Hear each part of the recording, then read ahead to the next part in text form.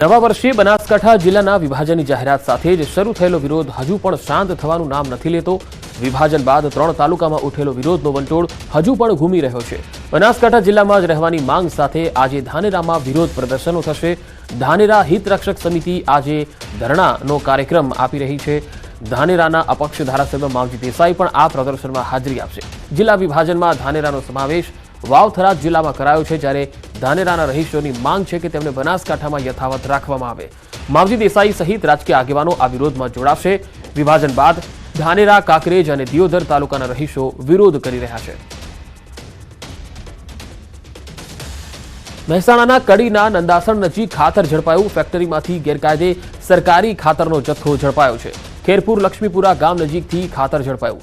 Plywood Sunmica બનાવતી ફેક્ટરીમાંથી ખાતર ઝડપાયું છે। એલસીબીએ 100 થી વધુ બોરી સરકારી ખાતર ઝડપ્યું છે।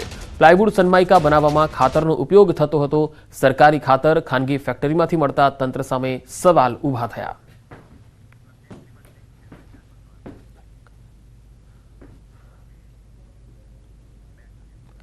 અને હવે વાત કરીશું 4 પગના આતંકથી।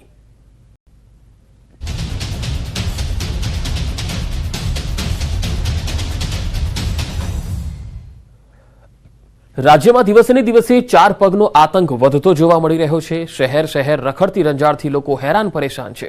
આપની ટીવી સ્ક્રીન પરના આ દ્રશ્યો તમે જોઈ શકો છો।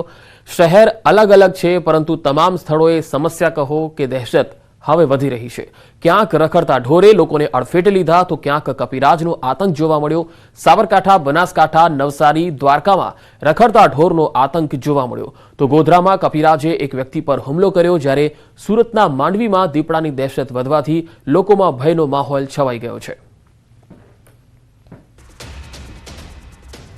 સુરતના અંતરિયાળ ગામોમાં દીપડાની દહેશત વધી છે। માંડવીના તડકેશ્વર ગામમાં દીપડાના આંટાફેરા કેમેરામાં કેદ થયા। રહેણાંક વિસ્તાર પાસે દીપડાની મૂવમેન્ટથી રહીશોમાં ભારે ફફડાટ છે। તડકેશ્વર સ્મશાન નજીક દીપડાના આંટાફેરાથી સ્થાનિક ખેતમજૂર અને ખેડૂતોને પણ ખેતરે જતા ડર લાગી રહ્યો છે। સ્થાનિકોએ આ અંગે વન વિભાગને પણ જાણ કરી છે।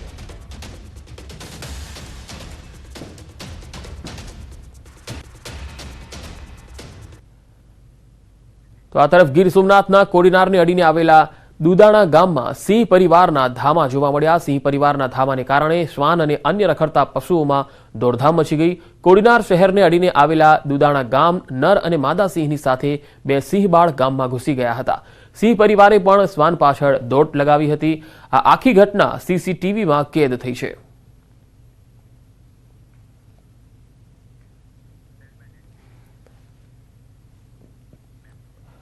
બાળકો સ્માર્ટફોન અને સોશિયલ મીડિયાનો ઉપયોગ નહીં કરી શકે। સોશિયલ મીડિયા અને સ્માર્ટફોનની નકારાત્મક અસરોથી દૂર રહે તે માટે શિક્ષકો, વાલીઓ અને બાળકો માટે રાજ્ય સરકાર ગાઈડલાઈન જાહેર કરશે। દેશમાં સૌપ્રથમ વખત ગુજરાત સરકાર ગાઈડલાઈન રજૂ કરશે। રાજ્ય શિક્ષણ મંત્રી પ્રફુલ્લ પાનસેરિયાએ આ મુદ્દે ઉચ્ચ કક્ષાની બેઠક કરી। ચિલ્ડ્રન યુનિવર્સિટી અને સાયકિયાટ્રિસ્ટ સાથે ગાઈડલાઈન મુદ્દે ચર્ચા વિચારણા બાદ પરિપત્ર બહાર પાડશે। તો શિક્ષકો અને વાલીઓ માટે નિયમો જાહેર થઈ શકે છે। સ્માર્ટફોનથી બાળકોને જે નુકસાન થઈ રહ્યું છે, એટલા માટે હવે વાંચન અને રમતગમતનો વ્યાપ જે છે એ ઘટી રહ્યો છે, ત્યારે સરકાર હવે નજીકના દિવસોમાં આ અંગે એક ગાઈડલાઈન લાવશે। બાળકોને ફોનથી દૂર રાખવા માટે શાળાની અંદર કોઈ પણ બાળક હવે ફોન લઈને નહીં જઈ શકે, એ પ્રકારની એક ગાઈડલાઈન છે એ નજીકના દિવસોમાં આવી શકે છે। કારણ કે બાળકો માટે હવે સરકાર ચિંતિત છે, કારણ કે રમતગમત પ્રત્યે બાળકોનો ઝોક ઘટી રહ્યો છે। બાળકોમાં મોબાઈલનો ઉપયોગ વધી રહ્યો છે અને તેના કારણે તેમની ઊંઘ પર, તેમની ખાવાની આદતો પર, તેમની વિચારવાની આદતો પર ખૂબ જ ફરક જોવા મળ્યો છે। બાળકોમાં સોશિયલ મીડિયાનો ખૂબ મોટો ક્રેઝ વધી રહ્યો છે, ત્યારે અવારનવાર બાળકોને વાલીઓ કે શિક્ષકો ઠપકો આપે અને કંઈક અઘટિત પગલું ભરી લેતા હોય છે, કારણ કે એની ઉંમર નાની છે। બાળકો ઘરેથી મોબાઈલ ના આપવાથી ભાગી જવા, રિસાઈ જવું, આત્મહત્યા સુધી હવે એ પ્રયાસ થવા માંડ્યા છે। ત્યારે રાજ્ય સરકાર દ્વારા સચિવશ્રીઓ, અમારા આઈએએસ ઓફિસર સાથે, ચિલ્ડ્રન અને ટીચર યુનિવર્સિટીના અમારા વાઇસ ચાન્સલરો સાથે, સિવિલના સાયકોલોજીસ્ટ ડૉક્ટર અને બીજી અમારી ટીમ દ્વારા, ઉચ્ચ ટેકનિકલ વિભાગ દ્વારા બધા જ અધિકારીઓ દ્વારા લગભગ 1.5 થી 2 કલાક જેટલી અમે આની ચર્ચા વિચારણા કરવામાં આવી છે. બાળકો મોબાઈલનો ઉપયોગ ઓછો કરે અને રમત પ્રત્યે વધુ ધ્યાન આપે એ માટે તમામ શાળાઓમાં આનો એક પરિપત્ર કરી વાલીઓ સુધી આ માહિતી પહોંચાડવાનો અમારો એક પ્રયાસ છે. અને હવે વાત સુરક્ષિત ઉજવણીની.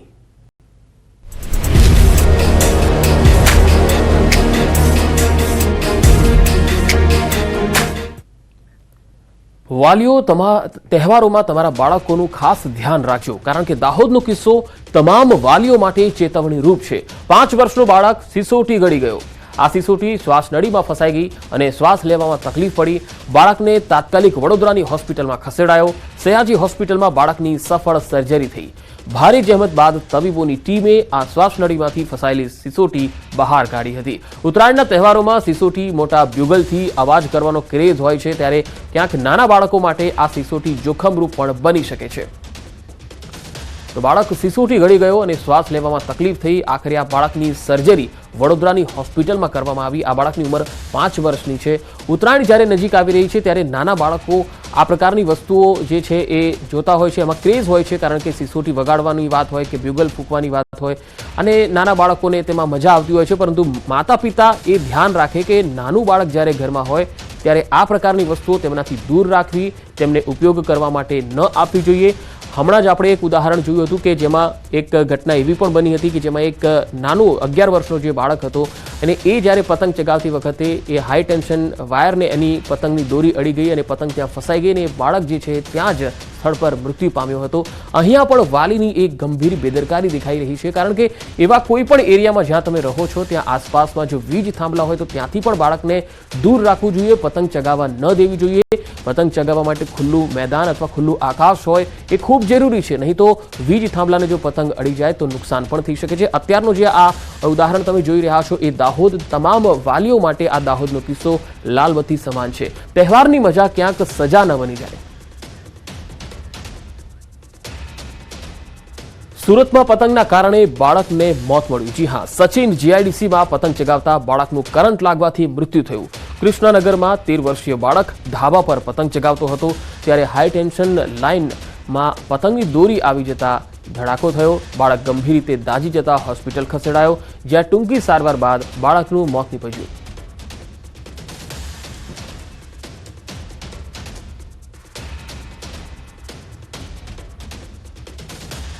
वो मेरा लड़का पतंग उड़ा रहा था और हाई टेंशन में वो तार आती है उसमें पतंग फंस गया.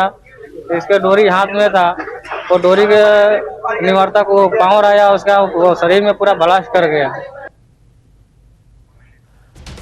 તો સુરતનો આ બનાવ, હાઈ ટેન્શન લાઇનમાં પતંગની દોરી ફસાઈ અને આ બાળક જે છે એ મૃત્યુ પામ્યું. 13 વર્ષીય આ બાળક સુરતના સચિન જીઆઈડીસી વિસ્તારમાં પતંગ ચગાવતો હતો અને ઉત્તરાયણ જ્યારે નજીક છે ત્યારે તહેવારોની મજા ક્યાંક કોઈ પરિવાર માટે સજા ન બની જાય અને પરિવારમાં આ પ્રકારની સ્થિતિ ન ઉદ્ભવે તે માટે વાલીઓએ ખૂબ ધ્યાન રાખવાની જરૂર છે. 2 બનાવો તમારી સમક્ષ છે. એક દાહોદનો બનાવ છે કે જ્યાં બાળક સિસોટી ગળી ગયો અને તેને વડોદરાની હોસ્પિટલમાં સર્જરી દ્વારા એ બાળકમાંથી જે સિસોટી હતી શ્વાસ નળીમાં ફસાઈ ગઈ હતી તેને બહાર કાઢવામાં આવી. અને સુરતના સચિન વિસ્તારનો આ જે બાળક તમે જોઈ રહ્યા છો કે જેનું મૃત્યુ થયું છે, હાઈ ટેન્શન લાઇનને તેની પતંગની દોરી જે છે એ ફસાઈ જતા તેને કરંટ લાગવાથી મૃત્યુ થયું. મોરબીમાં ચાઇનીઝ દોરી વેચનારા હોલસેલર વેપારીને એ ડિવિઝન પોલીસે ઝડપી પાડ્યો. વિપુલ હસમુખભાઈ હિરાણી નામના શખ્સની પોલીસે ધરપકડ કરી. રૂપિયા 2.65 લાખની કિંમતની 408 નંગ ચાઇનીઝ દોરીની ફિરકી સાથે ઝડપી લેવાયો. આરોપીનું Morbi city B division police મથકમાં અન્ય ચાઇનીઝ દોરીના ગુનામાં નામ ખુલ્યું. એ ડિવિઝન પોલીસ મથકના ગુનામાંથી જામીન મળતા બી ડિવિઝન પોલીસ દ્વારા અટકાયત કરાઈ. ઉત્તરાયણ પહેલા સુરત જિલ્લા પોલીસ એક્શન મોડમાં આવી છે. બારડોલીમાં પોલીસે પતંગ અને દોરીની દુકાન ઉપર સઘન ચેકિંગ હાથ ધર્યું. પોલીસ દ્વારા 2 અલગ અલગ ટીમો બનાવી તપાસ કરતા બારડોલી નગરમાં ચાઇનીઝ દોરી બાબતે 2 કેસ નોંધાતા દોરી અને પતંગ વેચાણ કરનાર વેપારીઓમાં ખળભળાટ જોવા મળ્યો. હજુ ઉત્તરાયણ પહેલા બારડોલી ટાઉન પોલીસ દ્વારા વધુ સઘન ચેકિંગ હાથ ધરવામાં આવશે. આ ઉપરાંત બારડોલી પોલીસે આમ જનતાને પણ સાવચેતી રાખવાની માહિતી પણ આપવામાં આવી. ક્યાંક ચાઇનીઝ દોરી અને તુક્કલ જે સરકાર દ્વારા પ્રતિબંધિત હોય તેનો ઉપયોગ નહીં કરવાની પણ સૂચનો આપવામાં આવ્યા. ઉત્તરાયણના તહેવાર નિમિત્તે બારડોલી ટાઉન વિસ્તારમાં અલગ અલગ સ્ટોલો તથા છૂટક જે પતંગના દોરીના વેચાણ કરતા વેપારીઓ છે એમના ત્યાં તપાસ હાથ ધરવામાં આવી છે, જેમાં ચાઇનીઝ દોરી કે ચાઇનીઝ ટુકલનું વેચાણ કરતા હોય કોઈ તો એ પ્રતિબંધિત વસ્તુઓ વેચાણ થતી હોય એના વિરુદ્ધ કાયદેસર કાર્યવાહી હાથ ધરવામાં આવી છે. આજ રોજ એવા 2 કેસો શોધી કાઢી એમની વિરુદ્ધ ગુનો દાખલ કરવામાં આવ્યો છે. તેમજ લોકોમાં એક અવેરનેસ ફેલાય અને લોકો આવા પ્રતિબંધિત વસ્તુનો ઉપયોગ ન કરે અને પોતાની જિંદગી તથા અન્યની જિંદગી જોખમાય ના એ માટે પોલીસ સતત કાર્યવાહી કરી રહી છે. રાજ્યના વધુ સમાચારો પર નજર કરીશું. હાલ રોકાઈશું એક વિરામ માટે.